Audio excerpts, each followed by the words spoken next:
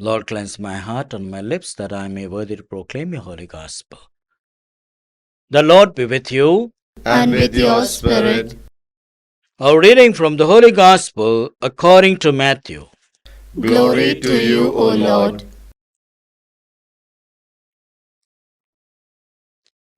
Chapter 17, verses 22 to 27.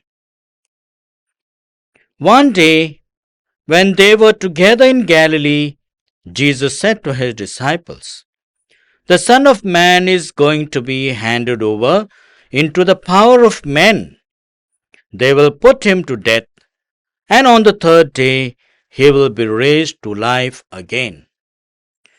And a great sadness came over them. When they reached Capernaum, the collectors of the half shekel came to Peter and said, "Does your master not pay the half shekel?" "Oh, yes," he replied, and went into the house. But before he could speak, Jesus said, "Simon, what is your opinion? From whom do the kings of the earth take toll or tribute? From their sons or from foreigners?" And when he replied, "From foreigners," Jesus said, "Well then, the sons are exempt. However, so as not to offend these people, go to the lake and cast a hook.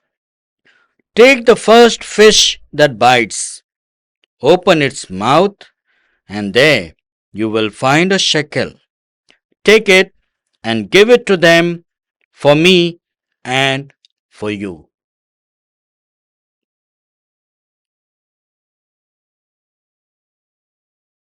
The Gospel of the Lord. Praise to you, Lord Jesus Christ. My dear brothers and sisters, St. Clare, a devoted follower of St. Francis, exemplified humility, simplicity, and a deep love for God. She founded the Order of Poor Ladies, living a life of poverty, prayer, and service. Her commitment to following Jesus inspires us to prioritize our relationship with God. In the book of Deuteronomy, Moses reminds the Israelites to love and serve God wholeheartedly. This passage emphasizes the importance of covenant loyalty and living according to God's commands. In the Gospel according to Matthew, Jesus foretells his passion and death, emphasizing the importance of trust in God's plan. The passage about the temple tax highlights Jesus' humility and authority. Today's readings and St. Clare's life invite us to reflect on our relationship with God.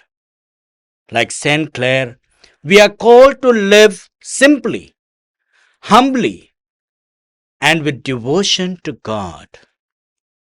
Jesus' words remind us to trust in God's plan even in uncertainty. May St. Clare's example inspire us to deepen our devotion to God, living with simplicity, living with humility, and living with love. May we trust in God's plan and give importance to our relationship with the Lord. May St. Clare's intercession guide us to follow Jesus more closely, embracing simplicity, embracing humility, and embracing devotion to God. May our lives reflect God's love and mercy. Amen.